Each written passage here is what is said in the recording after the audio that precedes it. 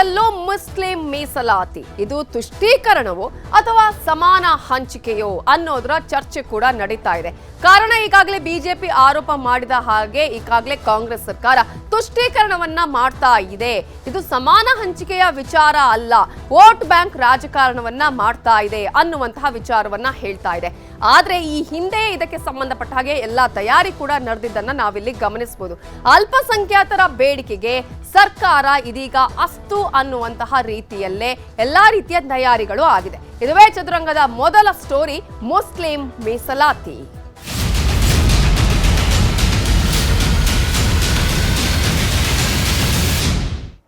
ಸರ್ಕಾರಿ ಕಾಮಗಾರಿಗಳಲ್ಲಿ ಮುಸ್ಲಿಮರಿಗೂ ಮೀಸಲಾತಿ.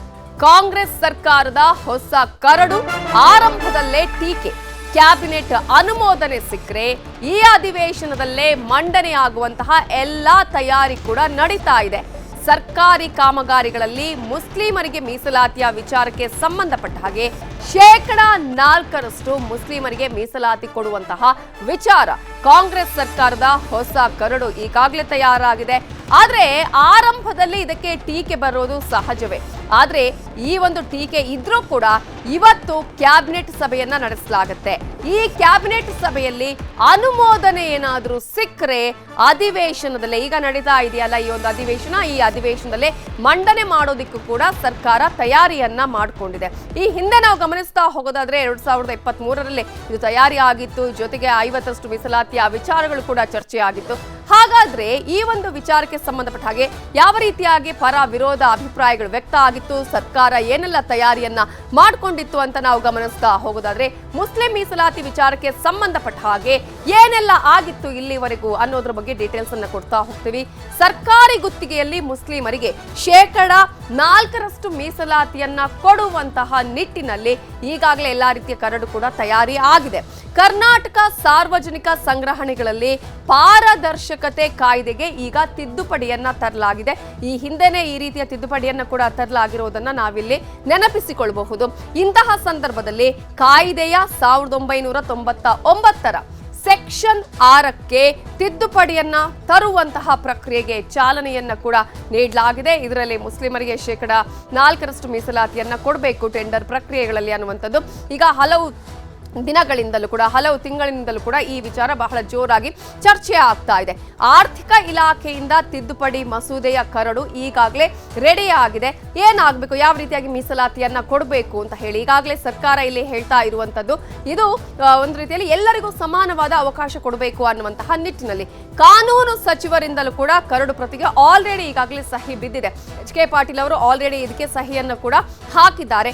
ಆದ್ರೆ ಇನ್ನೇನು ಬಾಕಿ ಅಂತ ನಾವು ಗಮನಿಸ್ತಾ ಹೋಗೋದಾದ್ರೆ, ಸಚಿವ ಸಂಪುಟ ಸಭೆಯಲ್ಲಿ ಇದಕ್ಕೆ ಒಂದು ಅನುಮೋದನೆಯನ್ನ ತೆಗೆದುಕೊಳ್ಳಬೇಕಾಗುತ್ತೆ, ಎಲ್ಲರ ಒಪ್ಪಿಗೆಯನ್ನ ಪಡೆದುಕೊಳ್ಳಬೇಕಾಗುತ್ತೆ. ಆ ಸಚಿವ ಸಂಪುಟ ಸಭೆ ಇವತ್ತು ಸಂಜೆ ನಡೆಯುತ್ತೆ. ಸಂಜೆ ನಡೆಯುವ ಸಚಿವ ಸಂಪುಟ ಸಭೆಯಲ್ಲಿ ಇದರ ಬಗ್ಗೆ ಚರ್ಚೆಯನ್ನ ಕೂಡ ಮಾಡಲಾಗುತ್ತೆ, ಎಲ್ಲರ ಒಪ್ಪಿಗೆಯನ್ನ ಪಡೆದುಕೊಳ್ಳಬೇಕಾಗತ್ತೆ. ಒಂದಷ್ಟು ಚರ್ಚೆಗಳು ಕೂಡ ಅಲ್ಲಿ ನಡೆಯುತ್ತೆ. ಕ್ಯಾಬಿನೆಟ್ನಲ್ಲಿ ಅನುಮೋದನೆ ಸಿಕ್ಕರೆ ಈ ಒಂದು ಕರಡು ಪ್ರತಿ ಈ ಒಂದು ಅಧಿವೇಶನದಲ್ಲೇ ಮಂಡನೆಯಾಗುವಂತಹ ಎಲ್ಲಾ ಸಾಧ್ಯತೆಗಳನ್ನ ಕೂಡ ನಾವಿಲ್ಲಿ ಗಮನಿಸಬಹುದು. 4% ಮೀಸಲಾತಿಯ ವಿಚಾರಕ್ಕೆ ಸಂಬಂಧಪಟ್ಟ ಹಾಗೆ ಈ ಹಿಂದೆ ಕೂಡ ಸರ್ಕಾರ ಈ ವಿಚಾರವನ್ನ ಪ್ರಸ್ತಾಪ ಮಾಡಿತ್ತು. ಇನ್ನು SC/ST ಮಾದರಿಯಲ್ಲೇ ಮುಸ್ಲಿಮರಿಗೂ 4% ಮೀಸಲಾತಿಯನ್ನ ಕೊಡಬೇಕು ಅನ್ನೋದಕ್ಕೆ ಈಗಾಗಲೇ ಪತ್ರವನ್ನ ಕೂಡ ಬರೆಯಲಾಗಿದೆ.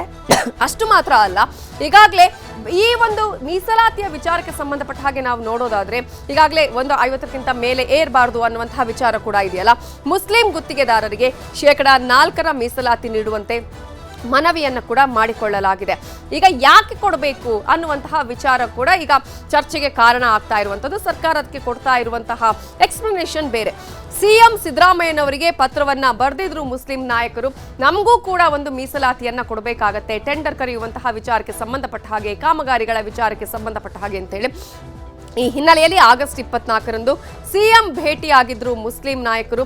ಅವರ ನಿಯೋಗ ಸಿಎಂ ಅವರನ್ನ ಭೇಟಿಯಾಗಿ ತಮಗೆ ಏನೆಲ್ಲ ಇದರಲ್ಲಿ ಮೀಸಲಾತಿ ಕೊಡಬೇಕು ಅಥವಾ ಅವಕಾಶವನ್ನು ಕೊಡಬೇಕು ಅಂತ ಹೇಳಿ ಆ ಪತ್ರದ ಮೂಲಕ ಕೇಳ್ಕೊಂಡಿದ್ರು. ಆರ್ಥಿಕವಾಗಿ ಸಾಮಾಜಿಕವಾಗಿ ಸಬಲರಾಗೋದಕ್ಕೆ ಅವಕಾಶವನ್ನ ಕೊಡಿ ಅಂತ ಹೇಳಿ ಪತ್ರವನ್ನ ಕೂಡ ಬರೆದಿದ್ರು. ಯಾವುದೇ ಒಂದು ಮೀಸಲಾತಿ ಬಂದಂತಹ ಸಂದರ್ಭದಲ್ಲಿ ಅದು ಆರ್ಥಿಕವಾಗಿ ಆಗಿರ್ಬೋದು, ಶೈಕ್ಷಣಿಕವಾಗಿ ಆಗಿರ್ಬೋದು, ಔದ್ಯೋಗಿಕವಾಗಿ ಆಗಿರ್ಬೋದು, ಸಮಾನತೆಯನ್ನ ನೀಡುವಂತಹ ನಿಟ್ಟಿನಲ್ಲಿ ಮೀಸಲಾತಿಯ ವಿಚಾರಗಳು ಇರೋದನ್ನ ನಾವು ಗಮನಿಸ್ತಾ ಇದ್ದೀವಿ. ಇವರು ಕೂಡ ಅಂತಹದ್ದೇ ಒಂದು ಮನವಿಯನ್ನ ಮಾಡಿಕೊಂಡಿದ್ರು.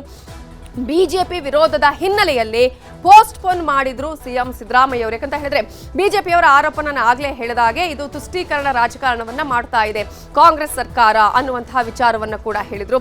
ಆ ಒಂದು ವಿರೋಧದ ಹಿನ್ನೆಲೆಯಲ್ಲಿಯೇ ಸಿಎಂ ಸಿದ್ದರಾಮಯ್ಯ ಅವರು ಆ ಸಂದರ್ಭದಲ್ಲೇ ಈ ಒಂದು ಸಚಿವ ಸಂಪುಟ ಸಭೆಯಲ್ಲಿ ಚರ್ಚೆಯನ್ನ ಮಾಡಿ ಇದನ್ನ ಮಂಡನೆ ಮಾಡುವಂತಹ ವಿಚಾರವನ್ನ ಬದಿಗೆ ಇಟ್ಟಿದ್ರು.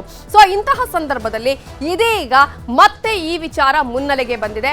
ಮೀಸಲಾತಿಯನ್ನ, ಅದರಲ್ಲೂ ಕೂಡ 4% ಮೀಸಲಾತಿಯನ್ನ ಮುಸ್ಲಿಮರಿಗೆ ನೀಡುವಂತಹ ವಿಚಾರವನ್ನ ಈಗಾಗಲೇ ಆಲ್ರೆಡಿ ಇವತ್ತು ಸಚಿವ ಸಂಪುಟ ಸಭೆಯಲ್ಲಿ ಚರ್ಚೆಯನ್ನ ಕೂಡ ಮಾಡ್ತಾರೆ. ಹಾಗಾದ್ರೆ ಈ ವಿಚಾರಕ್ಕೆ ಸಂಬಂಧಪಟ್ಟ ಹಾಗೆ ಬಿಜೆಪಿ ಒಂದು ಆರೋಪ ಮಾಡ್ತಾ ಇದ್ರೆ ಸರ್ಕಾರ ಇದು ತನ್ನದೇ ಆದಂತಹ ಒಂದು ನಿಲುವನ್ನ ಇಲ್ಲಿ ಇಟ್ಟುಕೊಂಡಿದೆ. ಹಾಗಾದ್ರೆ ಸರ್ಕಾರದ ವರ್ಷನ್ ಏನು, ಇಲ್ಲಿ ಸರ್ಕಾರದ ವಾದ ಏನು ಅಂತ ನಾವು ಗಮನಿಸ್ತಾ ಹೋಗೋದಾದ್ರೆ ಸಮಾಜದ ಎಲ್ಲಾ ವರ್ಗಗಳಿಗೂ ಕೂಡ ಇಲ್ಲಿ ಸಮಾನ ಅವಕಾಶ ಸಿಗ್ಬೇಕಾಗತ್ತೆ. ಒಂದು ವರ್ಗ ಒಂದಷ್ಟು ವಿಚಾರಗಳಲ್ಲಿ, ಅದು ಶೈಕ್ಷಣಿಕವಾಗಿ ಆಗಿರ್ಬೋದು, ಆರ್ಥಿಕವಾಗಿ ಆಗಿರ್ಬೋದು, ಔದ್ಯೋಗಿಕವಾಗಿ ಅವರನ್ನ ಮೇಲೆತ್ತುವಂತಹ ಕೆಲಸವನ್ನ ನಾವು ಏನ್ ಮಾಡ್ತೇವೆ, ಎಲ್ಲಾ ಸಮುದಾಯದವರಿಗೂ ಕೂಡ ಸಿಗ್ಬೇಕು, ಎಲ್ಲಾ ಸಮುದಾಯದವರಿಗೂ ಕೂಡ ಅಂತಹ ಅವಕಾಶ ಸಿಗ್ಬೇಕಾಗತ್ತೆ ಅನ್ನುವಂತಹ ನಿಲುವನ್ನ ಈಗಾಗಲೇ ಕಾಂಗ್ರೆಸ್ ಸರ್ಕಾರ ವ್ಯಕ್ತಪಡಿಸ್ತಾ ಇರುವಂತದ್ದು. ಹೇಗೆ SC ST ಅವರಿಗೆ ಗುತ್ತಿಗೆಯಲ್ಲಿ 24% ಮೀಸಲಾತಿಯನ್ನ ಈಗಾಗಲೇ ಇಡ್ಲಾಗಿದೆಯೋ ಅದೇ ರೀತಿಯಾಗಿ ಅಲ್ಪಸಂಖ್ಯಾತರಾಗಿರುವಂತಹ ಮುಸ್ಲಿಮರಿಗೂ ಕೂಡ ಇಂತಹ ಗುತ್ತಿಗೆಯ ವಿಚಾರಕ್ಕೆ ಸಂಬಂಧಪಟ್ಟ ಹಾಗೆ ನಾವು ಗಮನಿಸುವುದಾದ್ರೆ 4% ಮೀಸಲಾತಿಯನ್ನ ನೀಡಿದ್ರೆ ಯಾವುದೇ ರೀತಿಯ ತಪ್ಪಿಲ್ಲ. ಅವರಿಗೆ ಅದರಿಂದ ಒಂದು ಆರ್ಥಿಕ ಬಲ ಬರುತ್ತೆ, ಅಥವಾ ಯಾವುದೇ ಔದ್ಯೋಗಿಕ ವಿಚಾರಕ್ಕೆ ಸಂಬಂಧಪಟ್ಟ ಹಾಗೆ ಇನ್ನಷ್ಟು ಅವರು ಬೆಳೆಯೋದಕ್ಕೆ ಸಾಧ್ಯ ಆಗತ್ತೆ ಅನ್ನುವಂತಹ ವಿಚಾರವನ್ನ ಈಗಾಗಲೇ ಸರ್ಕಾರ ಹೇಳ್ತಾ ಇದೆ. 2A ಸಮುದಾಯಕ್ಕೆ 15% ಮೀಸಲಾತಿಯನ್ನ ಈಗಾಗಲೇ ನೀಡಿರುವುದನ್ನು ಕೂಡ ಸರ್ಕಾರ ಮೆನ್ಷನ್ ಮಾಡ್ತಾ ಇದೆ. ಯಾಕೆ ಮುಸ್ಲಿಮರಿಗೆ ಕೊಡಬೇಕು ಅನ್ನುವಂತಹ ವಿಚಾರಕ್ಕೆ ಸಂಬಂಧಪಟ್ಟ ಹಾಗೆ ನಾವು ಗಮನಿಸ್ತಾ ಹೋಗೋದಾದ್ರೆ ಈಗಾಗಲೇ ಒಂದೊಂದು ಸಮುದಾಯಕ್ಕೆ ಎಷ್ಟೆಷ್ಟು ಮೀಸಲಾತಿಯನ್ನ ನೀಡಲಾಗಿದೆ. ಆ ಮೀಸಲಾತಿಯಲ್ಲಿ ಉಳಿದ ಭಾಗವನ್ನ ಮುಸ್ಲಿಮರಿಗೆ ನೀಡುವಂತಹ ಅದಕ್ಕೆ ಸಂಬಂಧಪಟ್ಟ ಹಾಗೆ SC ST ಮಾದರಿಯಲ್ಲೇ ಮುಸ್ಲಿಮರಿಗೂ ಕೂಡ ಮೀಸಲಾತಿಯನ್ನ ಕೊಡಬೇಕು ಅನ್ನುವಂತಹ ನಿರ್ಧಾರವನ್ನ ಈಗಾಗಲೇ ಸರ್ಕಾರ ಮಾಡಿರುವಂತದ್ದು. ಸರ್ಕಾರದ ವರ್ಷನ್ ಇಷ್ಟೇ, ನಾವು ಆಗ್ಲೇ ಹೇಳಿದ ಹಾಗೆ ಸಮಾನವಾಗಿ ಎಲ್ಲರಿಗೂ ಅವಕಾಶ ಕೊಡುವಂತಹ ನಿಟ್ಟಿನಲ್ಲಿ ಅಂತ ಹೇಳಿ 50 ಲಕ್ಷ ಇತ್ತು ಈ ಹಿಂದೆ. ಇದೀಗ ನಾವು ಗಮನಿಸ್ತಾ ಹೋಗೋದಾದ್ರೆ ಅದನ್ನ ಏರಿಕೆ ಮಾಡಲಾಗಿದೆ. 50 ಲಕ್ಷದಿಂದ 1 ಕೋಟಿ ಮೊತ್ತದವರೆಗೂ ಕೂಡ ಮೀಸಲಾತಿಯನ್ನ ಇಡಬೇಕು ಅನ್ನುವಂತಹ ನಿರ್ಧಾರವನ್ನ ಕೂಡ ಮಾಡಲಾಗಿದೆ. ಅದನ್ನ ಕರಡಿನಲ್ಲೂ ಕೂಡ ಅಂಶವನ್ನ ಉಲ್ಲೇಖ ಮಾಡಲಾಗಿದೆ. ಅಲ್ಪಸಂಖ್ಯಾತ ವರ್ಗದ ಸಣ್ಣ ಗುತ್ತಿಗೆದಾರರಿಗೂ ಮೀಸಲಾತಿಯಿಂದ ಅವಕಾಶ ಸಿಗಬೇಕಾಗತ್ತೆ. ಯಾಕಂದ್ರೆ ಇರೋದೇ ಅಲ್ಪಸಂಖ್ಯಾತರು ಅಂದಂತಹ ಸಂದರ್ಭದಲ್ಲಿ ಅವರಿಗೆ ಅದರಲ್ಲಿ ಅವಕಾಶ ಸಿಗೋದಿಲ್ಲ. ಅಲ್ಪಸಂಖ್ಯಾತ ಒಂದೇ ಒಂದು ವರ್ಗ ಅಲ್ಲ, ಒಂದೇ ಸಮುದಾಯ ಅಲ್ಲ, ಬೇರೆ ಬೇರೆ ಸಮುದಾಯದಲ್ಲಿ ಅಲ್ಪಸಂಖ್ಯಾತ ವರ್ಗದ ಒಳಗಡೆ ಬರ್ತಾರೆ. ಹಾಗಾಗಿ ಆ ಒಂದು ವರ್ಗದಲ್ಲಿ ಇರುವಂತವರಿಗೆ ಅಲ್ಲಿ ಅವಕಾಶ ಸಿಗಬೇಕು ಅನ್ನುವಂತಹ ನಿಟ್ಟಿನಲ್ಲಿ ಯಾರ್ಯಾರು ಬರ್ತಾರೆ ಅಲ್ಪಸಂಖ್ಯಾತ ವರ್ಗದಲ್ಲಿ ಅಂತ ನಾವು ಹೇಳ್ತಾ ಹೋಗೋದಾದ್ರೆ ಮುಸ್ಲಿಮರು ಬರ್ತಾರೆ, ಕ್ರೈಸ್ತರು ಬರ್ತಾರೆ, ಬೌದ್ಧರು ಬರ್ತಾರೆ, ಜೈನ್ ಬರುತ್ತೆ, ಸಿಖ್ ಸಮುದಾಯ ಬರುತ್ತೆ. ಇವರೆಲ್ಲರಿಗೂ ಕೂಡ ಈ ಒಂದು ಮೀಸಲಾತಿಯ ಅವಕಾಶ ಅಥವಾ ಅದರ ಒಂದು ಪ್ರಯೋಜನ ಸಿಗುತ್ತೆ. 4% ಮೀಸಲಾತಿ ಮುಸ್ಲಿಮರ ಅನ್ನುವಂತಹ ವಿಚಾರಕ್ಕೆ ಸಂಬಂಧಪಟ್ಟ ಹಾಗೆ ನಾವು ಗಮನಿಸ್ತಾ ಹೋಗೋದಾದ್ರೆ ಪ್ರಬಲ ಸಮುದಾಯದ ಹಿಡಿತದಲ್ಲಿರುವಂತಹ ಗುತ್ತಿಗೆಯ ವಿಚಾರ ಇದೆಯಲ್ಲ, ಇದು ಅಲ್ಪಸಂಖ್ಯಾತರಿಗೂ ಕೂಡ ಸಿಗಬೇಕು. ಕೇವಲ ಒಂದು ಸಮುದಾಯಕ್ಕೆ ಮಾತ್ರ ಅಲ್ಲ, ಅಥವಾ ಒಂದು ಪ್ರಬಲ ಸಮುದಾಯಕ್ಕೆ ಮಾತ್ರ ಅಲ್ಲ, ಯಾರ್ಯಾರು ಅಲ್ಪಸಂಖ್ಯಾತರಿದ್ದಾರೆ, ಸಣ್ಣ ಸಮುದಾಯಗಳಿದೆ, ಆರ್ಥಿಕವಾಗಿ ಹಿಂದುಳಿದವರಿದ್ದಾರೆ, ಅವರೆಲ್ಲರಿಗೂ ಕೂಡ ಇಂತಹ ಅವಕಾಶ ಸಿಗಬೇಕು. ಅವರು ಕೂಡ ಸಮಾಜದಲ್ಲಿ ಇನ್ನಷ್ಟು ಉನ್ನತಿಯನ್ನ ಸಾಧಿಸೋದಕ್ಕೆ, ಪ್ರಗತಿಯನ್ನ ಸಾಧಿಸೋದಕ್ಕೆ ಅವಕಾಶ ಸಿಗಬೇಕು ಅನ್ನೋದು ಕಾಂಗ್ರೆಸ್ ಸರ್ಕಾರದ ನಿಲುವಾಗಿದೆ. ಇದೇ ವಿಚಾರಕ್ಕೆ ಸಂಬಂಧಪಟ್ಟ ಹಾಗಾದ್ರೆ ರಿಜ್ವಾನ್ ಅರ್ಷದ್ ಅವರು ಮಾತನಾಡಿದ್ದಾರೆ. ಏನ್ ಹೇಳಿದ್ದಾರೆ ನೋಡೋಣ. ಗುತ್ತಿಗೆದಾರರ ಈ ಬಿಸ್ನೆಸ್ ಅನ್ನು ನೀವು ನೋಡಿ, ಯಾವ ಪ್ರಮಾಣದ ಬಿಸ್ನೆಸ್ ನಡೀತಾ ಇದೆ. ಆ ಬಿಸ್ನೆಸ್ ಅಲ್ಲಿ ದಲಿತ ಸಮುದಾಯದ, ಹಿಂದುಳಿದ ವರ್ಗದ ಸಮುದಾಯದ ಅಥವಾ ಅಲ್ಪಸಂಖ್ಯಾತ ಸಮುದಾಯದ ಗುತ್ತಿಗೆದಾರರು ಎಷ್ಟು ಕೆಲಸ ಮಾಡ್ತಾ ಇದ್ದಾರೆ. ಇದನ್ನು ಮೀಸಲಾತಿ ಇರೋದು 50 ಲಕ್ಷ 1 ಕೋಟಿ ಕೆಲಸಕ್ಕೆ ಮಾತ್ರ. ಯಾವುದು 10 ಕೋಟಿ 20 ಕೋಟಿ 100 ಕೋಟಿ 1000 ಕೋಟಿ ಬಿಸ್ನೆಸ್ ನಡೀತಾ ಇದೆ, ಗುತ್ತಿಗೆ ತಗೋತಾ ಇದ್ದಾರೆ. ಅದರಲ್ಲಿ ಹೆಚ್ಚಿನ ಮಟ್ಟದ ಗುತ್ತಿಗೆ ಏನು ತಗೋತಾ ಇದ್ದಾರಲ್ಲ, ಅದರಲ್ಲಿ ಎಷ್ಟು ಪ್ರಮಾಣದ ಗುತ್ತಿಗೆದಾರರು ಅಲ್ಪಸಂಖ್ಯಾತರಿದ್ದಾರೆ, ದಲಿತ ಸಮುದಾಯದಿದ್ದಾರೆ ಅಥವಾ ಹಿಂದುಳಿದ ವರ್ಗದವರಿದ್ದಾರೆ? ಇಲ್ಲ. ಇದು ಕೇಂದ್ರೀಕೃತವಾಗಿ ಒಂದು ದೊಡ್ಡ ಸಮಾಜದ ಒಂದು ದೊಡ್ಡ ವರ್ಗವನ್ನು ಕೈಬಿಟ್ಟು ಕೆಲವು ವರ್ಗದ ಮಾತ್ರ ಮೊನಾಪಲಿ ಆಗೋಗಿದೆ ಈ ಕಾಂಟ್ರಾಕ್ಟಿಂಗ್ ಬಿಸ್ನೆಸ್. ಸೊ ಅದಕ್ಕೋಸ್ಕರ ಸಣ್ಣ ಸಣ್ಣ ಗುತ್ತಿಗೆದಾರರು ದಲಿತ, ಅಲ್ಪಸಂಖ್ಯಾತ ಮತ್ತು ಹಿಂದುಳಿದ ವರ್ಗದ ಗುತ್ತಿಗೆದಾರರಿಗೆ ಅವಕಾಶ ಕೊಡಬೇಕು ಅಂತ ನಮ್ಮ ಸರ್ಕಾರ ಮುಂದೆ ಬಂದರೆ ವೆಲ್ಕಮ್ ಮಾಡಬೇಕು. ನಾವು ಕೂಡ ಬೇಡಿಕೆಯನ್ನು ಕೊಟ್ಟಿದ್ದೇವೆ. ಸೊ ಈಗಾಗಲೇ ಬೇಡಿಕೆಯನ್ನ ನೀಡಿದ ಹಾಗೆಯೇ ಪತ್ರವನ್ನ ಕೂಡ ಬರೆಯಲಾಗಿತ್ತು, ನಿಯೋಗ ಕೂಡ ಭೇಟಿ ಮಾಡಿತ್ತು. ಆ ಒಂದು ನಿಯೋಗ ಭೇಟಿ ಮಾಡಿದಂತಹ ಹಿನ್ನೆಲೆಯಲ್ಲಿ ಆ ರೀತಿಯಾದಂತಹ ಒಂದು ಪ್ರಯತ್ನಗಳು ಕೂಡ ಈಗ ಸರ್ಕಾರದಿಂದ ಆಗ್ತಾ ಇದೆ. ಹಾಗಾದ್ರೆ ಈಗ ಯಾರ್ಯಾರಿಗೆ ಮೀಸಲಾತಿ ಎಷ್ಟೆಷ್ಟು ಇದೆ ಅನ್ನೋದನ್ನ ನಾವು ಗಮನಿಸ್ತಾ ಹೋಗೋಣ. ಈಗಾಗಲೇ 1 ಕೋಟಿವರೆಗಿನ ಈ ಕಾಮಗಾರಿಗಳಲ್ಲಿ ಯಾರ್ಯಾರಿಗೆ ಎಷ್ಟು ಪ್ರಮಾಣದಲ್ಲಿ ಮೀಸಲಾತಿ ಸಿಗತ್ತೆ? ಸಾಮಾನ್ಯ ವರ್ಗಕ್ಕೆ 57% ಮೀಸಲಾತಿ ಇದೆ ಈಗಾಗಲೇ. ಇನ್ನು SC ST 24% ಆದ್ರೆ ಪ್ರವರ್ಗ 2Aಗೆ 15%. ಸರ್ಕಾರ ಈಗ ನಿರ್ಧಾರ ಮಾಡಿರುವಂತದ್ದು 4% ಪ್ರವರ್ಗ 1ಕ್ಕೆ ಈ ಒಂದು ಮೀಸಲಾತಿಯನ್ನ ನೀಡಬೇಕು ಅನ್ನುವಂತಹ ವಿಚಾರ. ಅದರಲ್ಲಿ ನಾವು ಆಗ್ಲೇ ಹೇಳಿದ ಹಾಗೆ ಒಂದೊಂದು ಅಂದ್ರೆ ಸಾಮಾನ್ಯ ವರ್ಗ ಜನರಲ್ ಕೆಟಗರಿಯಲ್ಲಿ ಆಲ್ಮೋಸ್ಟ್ 57% ಮೀಸಲಾತಿ ಕೂಡ ಸಿಗ್ತಾ ಇರುವಂತದ್ದು. SC ST ಕೆಟಗರಿ ಅಂತ ಹೇಳಿ ಬಂದಂತಹ ಸಂದರ್ಭದಲ್ಲಿ ಅವರಿಗೆ ಗುತ್ತಿಗೆಯ ವಿಚಾರ, ಕಾಮಗಾರಿಗಳ ವಿಚಾರಕ್ಕೆ ಸಂಬಂಧಪಟ್ಟ ಹಾಗೆ 24% ಈಗಾಗಲೇ ಮೀಸಲಾತಿಯನ್ನ ನೀಡಲಾಗಿರುವಂತದ್ದು. ಜೊತೆಗೆ ಪ್ರವರ್ಗ 2A ಅಂತ ಹೇಳಿ ಬಂದ್ರೆ 15% ಮೀಸಲಾತಿಯನ್ನ ಕೂಡ ನೀಡುವಂತಹ ಅಲ್ಲಿ ಎಲ್ಲ ಯಾವ್ಯಾರಿಗೆ ಯಾವ್ಯಾವ ಸಮುದಾಯವರಿಗೆ ಎಷ್ಟೆಷ್ಟು ನೀಡಬೇಕು ಅನ್ನುವಂಥದ್ದು.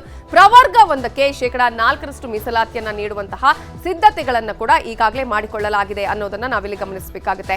ಆದ್ರೆ ಮೀಸಲಾತಿ ಈಗ ಇಷ್ಟರ ಮಟ್ಟಿಗೆ ಇದೆ. ಈ ಹಿಂದೆ ಕೂಡ ಚರ್ಚೆ ಆಗ್ತಾ ಇದ್ದಿದ್ದು 50ಕ್ಕಿಂತ ಜಾಸ್ತಿ ಹೋಗಬಾರ್ದು ಅನ್ನುವಂತಹ ವಿಚಾರಕ್ಕೆ ಸಂಬಂಧಪಟ್ಟಾಗೆ. ಹಾಗಾದ್ರೆ ಹೇಗೆ ಸಾಧ್ಯ ಆಗತ್ತೆ ಅನ್ನೋದನ್ನ ನಾವು ಗಮನಿಸ್ತಾ ಹೋದ್ರೆ ಅಲ್ಲಿ ಏನು ಬದಲಾವಣೆಗಳನ್ನ ಮಾಡಿಕೊಂಡಿದೆ ಸರ್ಕಾರ ಅಂತ ನಾವು ನೋಡೋಣ.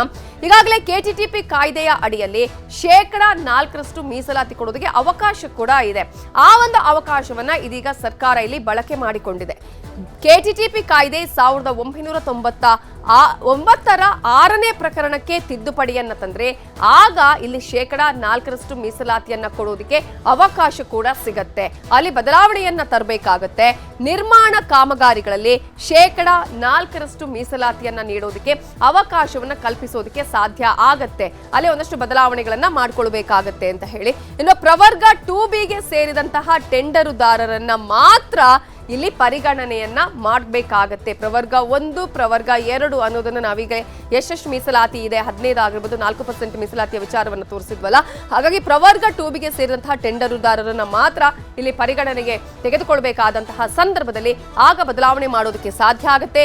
ಪ್ರವರ್ಗ 2B ಟೆಂಡರುದಾರರು ಬಾರದಿದ್ದಲ್ಲಿ ಒಂದ್ ವೇಳೆ ಅವರಿಗೆ ಮಾತ್ರ ಇಡಬೇಕು. ಒಂದ್ ವೇಳೆ ಅವರು ಇಲ್ಲ, ಆ ಟೆಂಡರ್ ಅಲ್ಲಿ ಅವರು ಪಾಲ್ಗೊಂಡಿಲ್ಲ ಅಥವಾ ಆ ಟೆಂಡರ್ ಅಲ್ಲಿ ಪಾಲ್ಗೊಳ್ಳೋದಕ್ಕೆ ಯಾರು ಇಲ್ಲ ಅನ್ನೋದಾದ್ರೆ ಆಗ ಇತರರಿಗೆ ನೀಡುವಂತಹ ಅವಕಾಶವನ್ನ ಅಥವಾ ಆ ಒಂದು ಕಾಯ್ದೆಯನ್ನ ಕೂಡ ಈಗಾಗಲೇ ತಿದ್ದುಪಡಿ ಮಾಡಿರೋದನ್ನ ಕೂಡ ನಾವಿಲ್ಲಿ ಗಮನಿಸಬಹುದು. ಹೇಗೆ ಸಿಗತ್ತೆ? ಈಗಾಗಲೇ 4% ಮೀಸಲಾತಿಯನ್ನ ಕೊಡೋದಕ್ಕೆ ಹೇಗೆ ಸಾಧ್ಯ ಆಗುತ್ತೆ ಅಂತ ಹೇಳಿದ್ರೆ ಇಲ್ಲಿ KTTP ಕಾಯ್ದೆಯನ್ನ ಬದಲಾವಣೆ ಮಾಡಿಕೊಂಡಿರುವಂತದ್ದು. ಆ KTTP ಕಾಯ್ದೆಯ ಪ್ರಕಾರ 4% ಕೊಡೋದಕ್ಕೆ ಕೂಡ ಅವಕಾಶ ಸಿಗತ್ತೆ ಅನ್ನೋದನ್ನ ನಾವಿಲ್ಲಿ ಗಮನಿಸಬೇಕಾಗುತ್ತೆ. ಒಟ್ಟಾರೆಯಾಗಿ ಈಗಾಗಲೇ ಒಂದು ರೀತಿಯಾದಂತಹ ಬೆಳವಣಿಗೆ ಆದ್ರೆ ಬಿಜೆಪಿ ಮಾತ್ರ ಇದಕ್ಕೆ ತೀವ್ರ ಆಕ್ಷೇಪವನ್ನು ಕೂಡ ವ್ಯಕ್ತಪಡಿಸ್ತಾ ಇದೆ. ಹಾಗಾದ್ರೆ ಇದೇ ವಿಚಾರಕ್ಕೆ ಸಂಬಂಧಪಟ್ಟ ಹಾಗೆ ಯಾರ್ಯಾರು ಏನೇನ್ ಹೇಳಿದ್ದಾರೆ, ಅಭಿಪ್ರಾಯಗಳು ಏನೇನು ಅನ್ನೋದನ್ನ ಗಮನಿಸೋಣ. ಈ ಕಾಂಗ್ರೆಸ್ ಸರ್ಕಾರದ ಅಲ್ಪಸಂಖ್ಯಾತ ತುಷ್ಟೀಕರಣದ ನೀತಿಗಳು ಇವತ್ತು ರಾಜ್ಯದಲ್ಲಿ ಬೆಂಕಿ ಹತ್ತಕ್ಕಂಥ ಕೆಲಸ ಮಾಡೋದಕ್ಕೆ ಹೊರಟಿದ್ದಾರೆ. ಇವರು ಮುಸ್ಲಿಮರನ್ನ ಅಲ್ಪಸಂಖ್ಯಾತನ ಓಲೈಸಿಕೊಳ್ತಕ್ಕಂಥ ನಿಟ್ಟಿನಲ್ಲಿ ಹೊರಟಿರ್ತಕ್ಕಂಥ ಕಾಂಗ್ರೆಸ್ ಸರ್ಕಾರ ಬೇರೆ ಇತರ ಎಲ್ರಿಗೂ ಕೂಡ ಅನ್ಯಾಯ ಮಾಡಕ್ಕೆ ಹೊರಟಿದ್ದಾರೆ. ವಿಜೇಂದ್ರ ಅವ್ರಿಗೆ ಏನ್ ತೊಂದರೆ, ಏನ್ ಕಷ್ಟ ಅವ್ರಿಗೆ ಇದರಿಂದ ಹೋಲೈಕೆ ಅಂತ? ದಲಿತ ಸಮುದಾಯದ ಸಣ್ಣ ಗುತ್ತಿಗೆದಾರರಿಗೆ ನಾವು ಅವಕಾಶ ಕೊಟ್ಟಾಗ ಅದು ಹೋಲೈಕೆನಾ? ಅಥವಾ ಹಿಂದುಳಿದ ವರ್ಗದ ಸಣ್ಣ ಗುತ್ತಿಗೆದಾರರಿಗೆ ನಾವು ಅವಕಾಶ ನಮ್ಮ ಸರ್ಕಾರ ಕೊಟ್ಟಾಗ ಅದು ಹೋಲೈಕೆನಾ? ಅಲ್ಪಸಂಖ್ಯಾತರಿಗೆ ಕೊಟ್ರೆ ಮಾತ್ರ ಹೋಲಿಕೆ ಆಗುತ್ತಾ? ಅಲ್ಪಸಂಖ್ಯಾತರು ಈ ದೇಶದ ನಾಗರಿಕರಲ್ವಾ? ಈ ಸಮಾಜದಲ್ಲಿ ಬದುಕ್ತಾ ಇಲ್ವಾ? ಅವ್ರಿಗೆ ಈ ಸಮಾಜದ ಮುಖ್ಯ ಶ್ರೇಣಿಯಲ್ಲಿ ತರಬೇಕಂತ ಸರ್ಕಾರದ ಯಾವ ಸರ್ಕಾರನೂ ಮಾಡಲೇಬಾರ್ದ? ಇವರಿಂದ ಹೆದರ್ಕೊಂಡೇ ಇರಬೇಕಾ? ಅಲ್ಪಸಂಖ್ಯಾತರು ಮನುಷ್ಯರೇ ಅಲ್ವಾ? ನಾವು ಕೂಡ ಮನುಷ್ಯರಲ್ವಾ? ಸಮಾನ ಅವಕಾಶಗಳು ನಮಗೂ ಸಿಗಬೇಕು. ಮತ್ತು ಒಂದು ಕೋಮನ್ನ ತುಷ್ಟೀಕರಣ ಮಾಡುವಂಥ ಒಂದೇನು ನಿರ್ಣಯವನ್ನು ಇವತ್ತು ಸಿದ್ದರಾಮಯ್ಯನವ್ರ ಸರ್ಕಾರ ಏನು ಕೈಗೊಂಡಿದೆ, ಇದು ಏನು ತೋರಿಸ್ಕೊಡ್ತದೆ ಅಂದರೆ ಕೇವಲ ಮುಸ್ಲಿಮರ ಓಲೈಕೆಯಲ್ಲೇ ಈ ಒಂದು ಸರ್ಕಾರ ಹೋಗ್ತಾ ಇದೆ. 10,000 ಕೋಟಿ ಕೊಡ್ತೀನಿ, ಮುಸ್ಲಿಮರಿಗೆ ಪ್ರತ್ಯೇಕವಾಗಿ ನಾನು ಗುತ್ತಿಗೆ ಇದರಲ್ಲಿ 4% ಕೊಡ್ತೀನಿ. ಇವೆಲ್ಲ ಸಂವಿಧಾನ ವಿರೋಧಿ ಆದಂಥ ನೀತಿ. ಯಾಕಂದರೆ ಬಾಬಾ ಸಾಹೇಬ್ ಅಂಬೇಡ್ಕರ್ ಅವರು ಅವರು ಮೊದಲು ಯಾವುದು ಹೇಳಿದರು ಏನಂದರೆ ಅಲ್ಪಸಂಖ್ಯಾತ ಇಲಾಖೆನೇ ಇರಬಾರ್ದು ಅಂತೇಳಿ. ಸಮಾನತೆ ಅನ್ನುವಂಥದ್ದು ಅಲ್ಪಸಂಖ್ಯಾತರದ್ದು ಬೇರ್ಪಡಿಸಬಾರ್ದು, ಅಲ್ಪಸಂಖ್ಯಾತ ನಿಗಮನೂ ಮಾಡಬಾರ್ದು ಅಂತೇಳಿ ಅವಾಗ ಅಂಬೇಡ್ಕರ್ ಅವರು ಹೇಳಿದರು. ಇವತ್ತೇನು ಅಂಬೇಡ್ಕರ್ ಅವ್ರ ಬಗ್ಗೆ ಸಂವಿಧಾನ ಬಗ್ಗೆ ಏನು ಮಾತಾಡ್ತಾರೆ ಕಾಂಗ್ರೆಸ್ನವರು, ಇವತ್ತು ಅಂಬೇಡ್ಕರ್ ಅವರ ಎಲ್ಲ ಅವರ ಆಶಯಗಳಿಗೆ ಅವರ ವಿಚಾರಗಳಿಗೆ ವಿರೋಧವಾಗಿ ನಡ್ಕೋತಾ ಇದ್ದಾರೆ. ಇದನ್ನು ನಾಳೆ ವಿಧಾನಸಭೆಯಲ್ಲೂ ಇದನ್ನು ನಾವು ಪ್ರಶ್ನೆ ಮಾಡ್ತೀವಿ. ಕಾನೂನಾತ್ಮಕ ಹೋರಾಟ ಮಾಡೋದ್ರ ಬಗ್ಗೆ ನಮ್ಮ ಏನು ನ್ಯಾಯವಾದಿಗಳ ಜೊತೆಗೆ ಚರ್ಚೆ ಮಾಡಿ ಮುಂದಿನ ರಾಜ್ಯಾದ್ಯಂತ ಇದರ ಬಗ್ಗೆ ನಾವು ಹೋರಾಟ ಮಾಡ್ತೀವಿ.